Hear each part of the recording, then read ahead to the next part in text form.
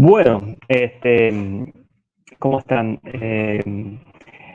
Cuando me planteaba Adrián de compartir un poco en torno a esto que tiene que ver con la defensa de la fe, y bueno, y viendo también un poco lo que ha compartido Agustín, este, hay como, digamos, a ver, en relación a la fe nuestra, en la Biblia, en la creencia en la Biblia, está el entendido de que, bueno, podemos, y está perfectamente hecho por Agustín ya, todo lo relacionado a argumentaciones que vayan a tratar de defender la fe nuestra, de que no creemos en algo así como que salió de la nada, sino que hay toda una serie de argumentaciones. eh, pero lo que yo quería compartir con ustedes no era necesariamente por esa línea, porque ya me parece que está bastante bien abordada, sino más bien el concepto que aparece ahí en la propaganda, que tenía que ver con la palabra que es falacia. Es decir, esto es lo que quiero decir. Hay conceptos de la filosofía, esquemas de análisis de la filosofía, que más allá o más acá son como especies de herramientas, bien, eh, que nos pueden auxiliar, nos pueden ayudar, servir como maneras de análisis a la hora de ir a un texto, sea cual fuere, y en este caso el texto que nos compete es la Biblia. Y el tema falacias, para los que quizás no están muy familiarizados con las conceptualizaciones más de carácter filosóficas, falacia tiene que ver, básicamente la definición, es un engaño, digamos, que aparece como forma de argumento, ¿tá? Es como un disfraz, ¿no? Eh, que aparece como forma de argumento, pero que en realidad, si lo empezamos a analizar, nos damos cuenta de que no está sustentado en una base argumentativa lógica, rompe con los principios de la lógica.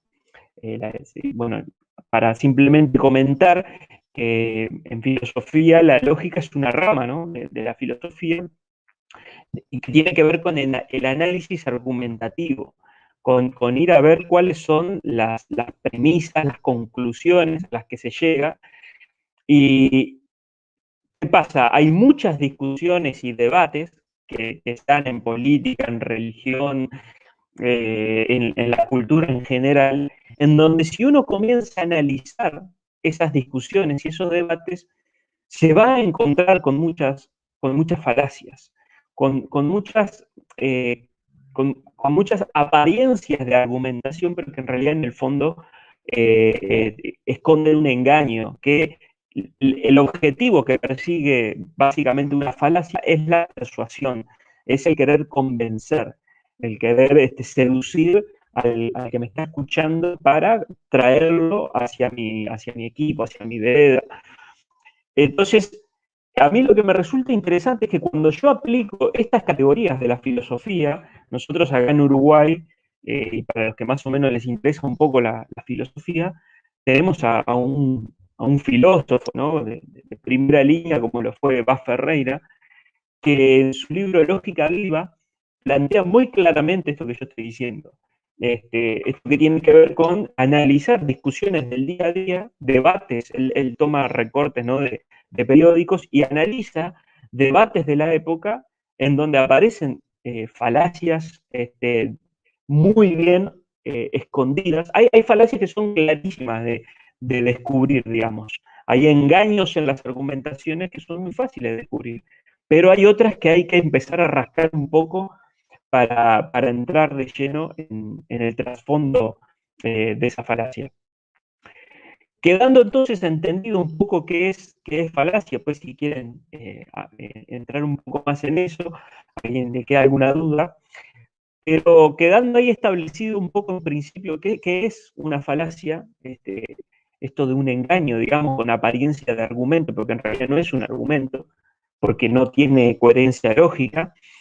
Eh, si yo aplico este sistema, digamos, estas categorías de análisis a la Biblia, encuentro que en Génesis, ya yéndonos al principio, no me gusta ir mucho al comienzo, ya en Génesis aparece la primer falacia que vamos a encontrar. Hay distintos tipos de falacias. ¿Ah?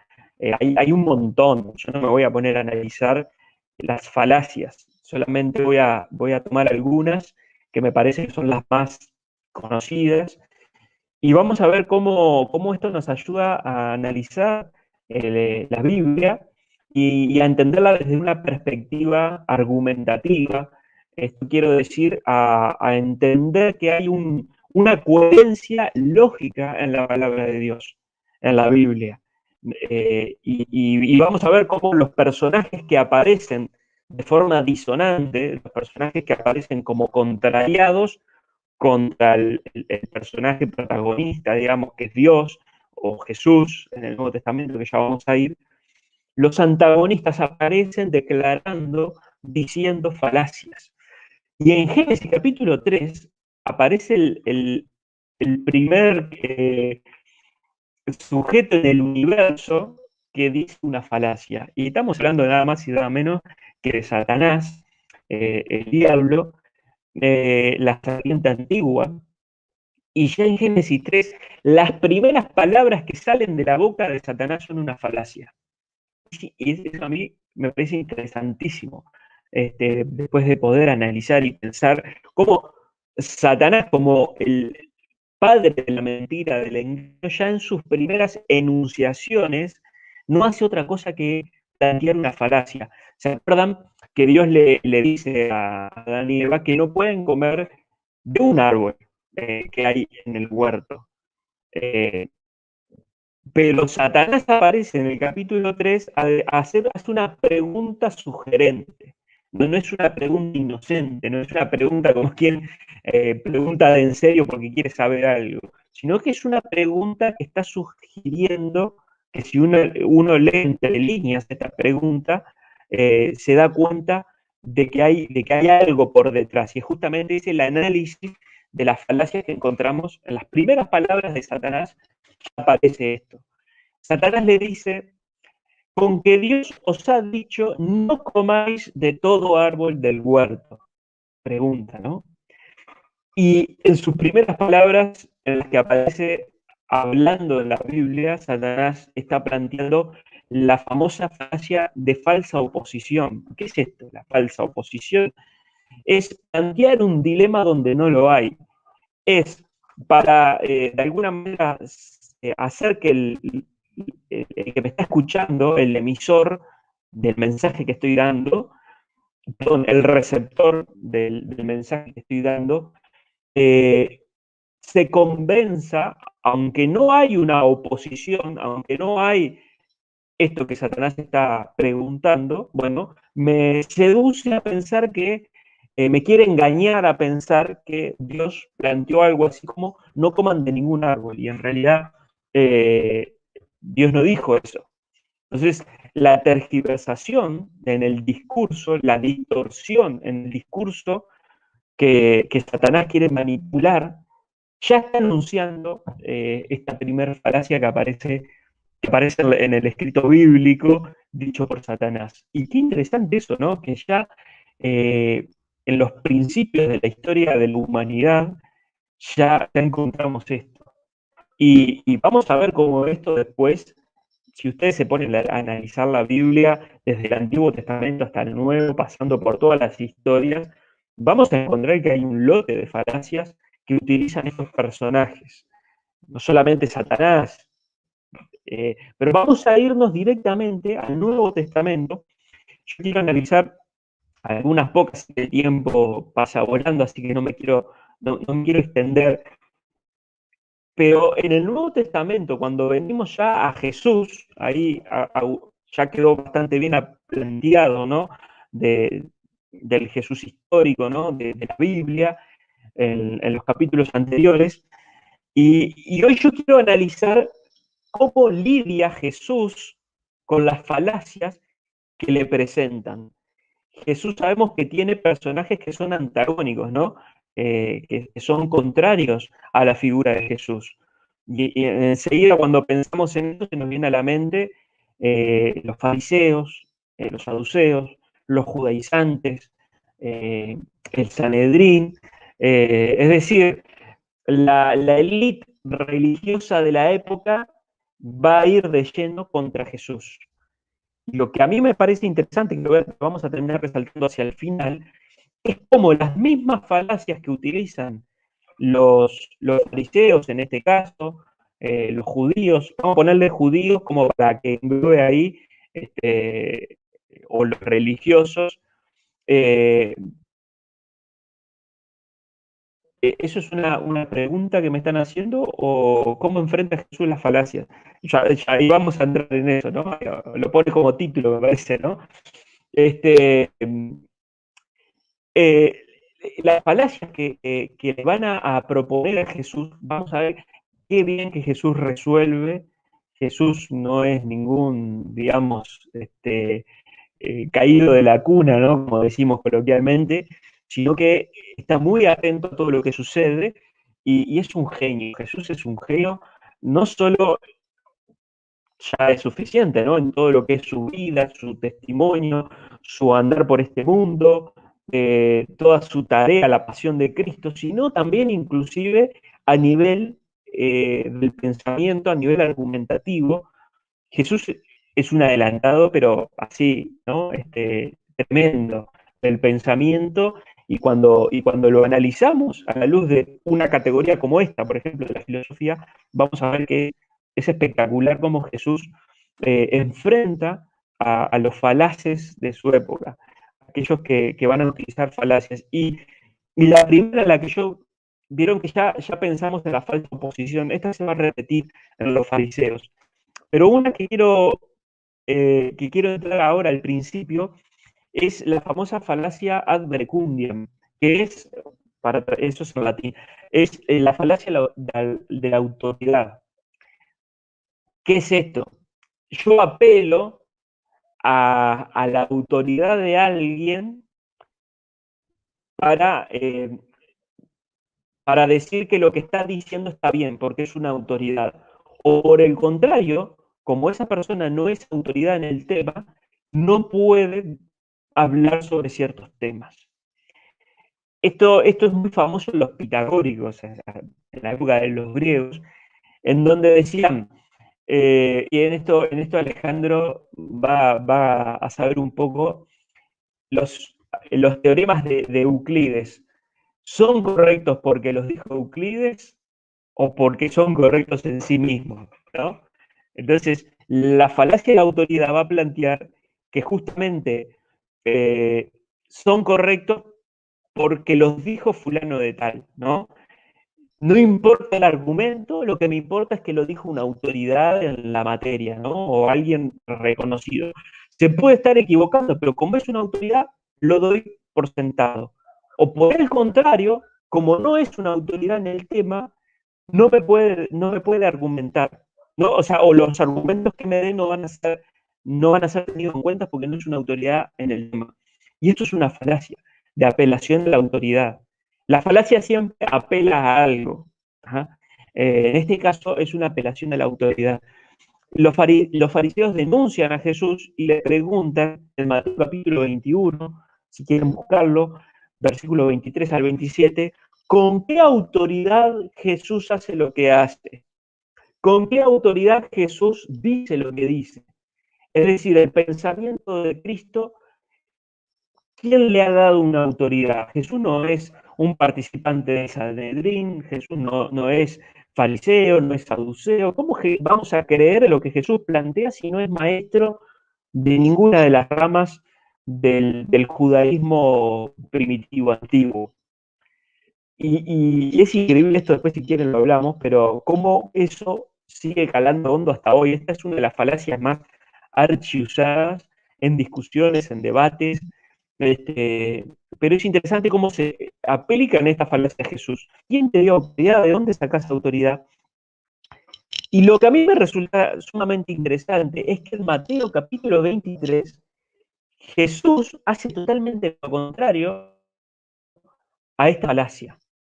Jesús dice en Mateo 23, En la cátedra de Moisés se sientan los escribas y los fariseos.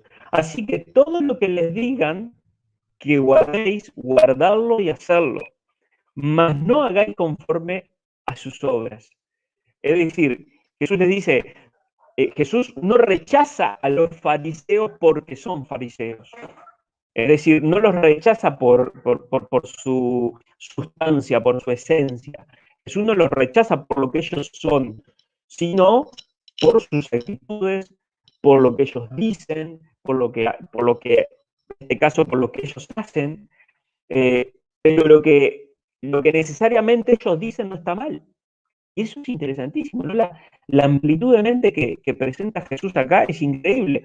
Es decir, muchas de las cosas que los fariseos les van a decir, leyendo a Moisés y enseñando el Antiguo Testamento, están perfectas, no están mal. No vamos a echar por tierra todo lo que los fariseos plantean simplemente porque son fariseos o porque sus vidas no son adecuadas o no cumplen con todo lo que predican, sino que hay mucho de lo que dicen que puede ser tenido en cuenta.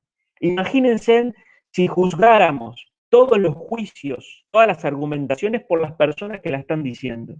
¿Qué quedaría, no? No quedaría casi nada, porque ¿quién cumple a rajatabla con todo? Sin embargo, Jesús va, digamos, utiliza un argumento contrario, una falacia, y nos muestra que uno puede rescatar cosas de las ideas o del pensamiento. ¿Por qué? Porque los fariseos cuando están se sientan, como dice acá en la cátedra, hablan lo que dice Moisés, leen el Antiguo Testamento. Y eso está perfecto.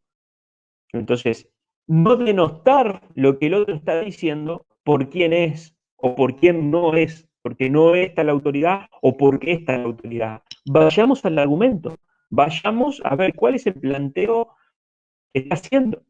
Entonces, eso nos ayuda a hacer un análisis mucho más honesto, a ser más honestos intelectualmente, a ver en esto, decir, bueno, no, porque lo dijo fulano, lo creo o no lo creo.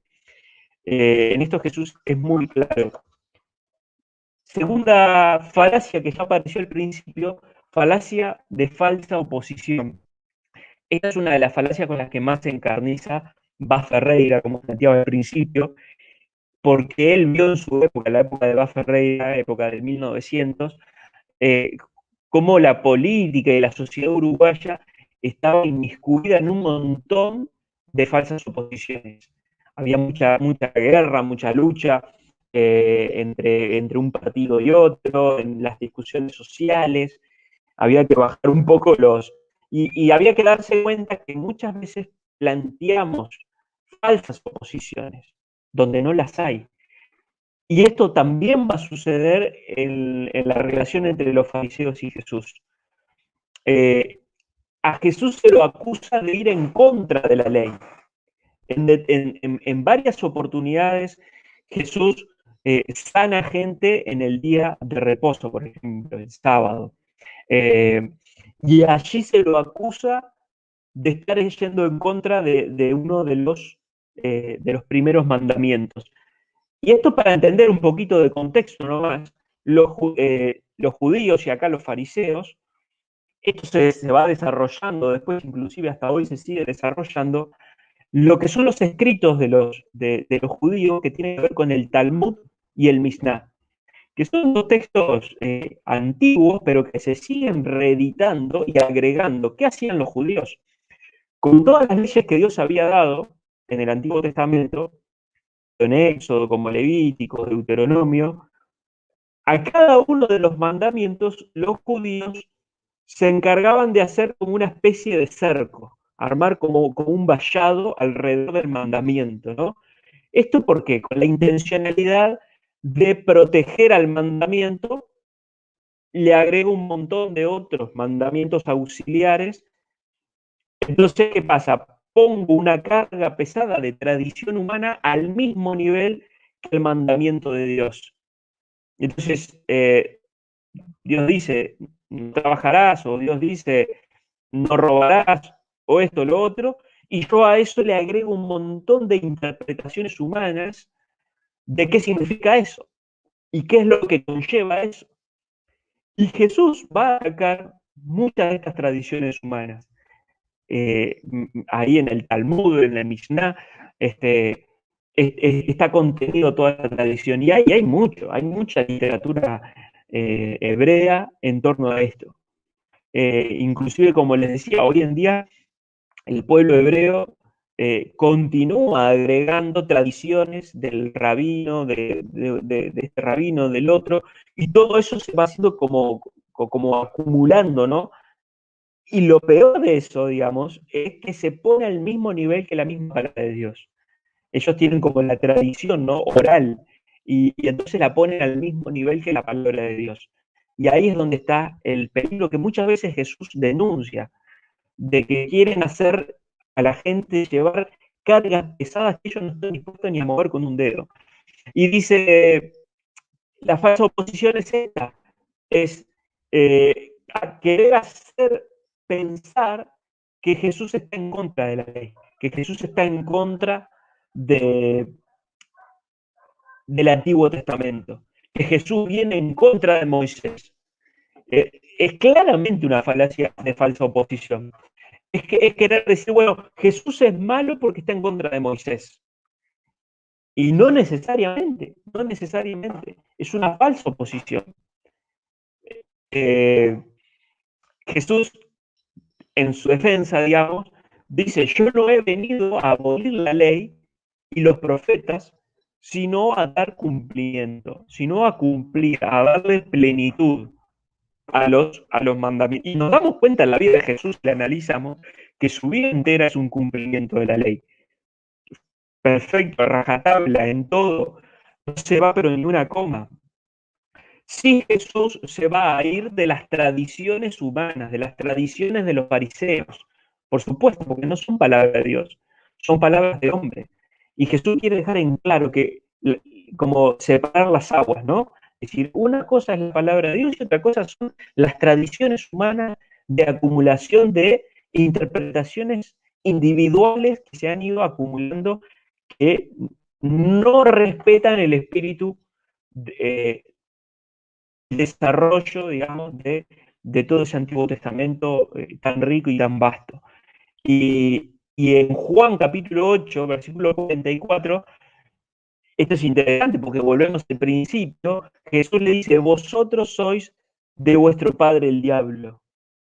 ¿Se acuerdan que las primeras palabras del diablo tienen que ver con la mentira, con el engaño, con estas falacias de querer hacer creer como algo que parece que sí, pero no?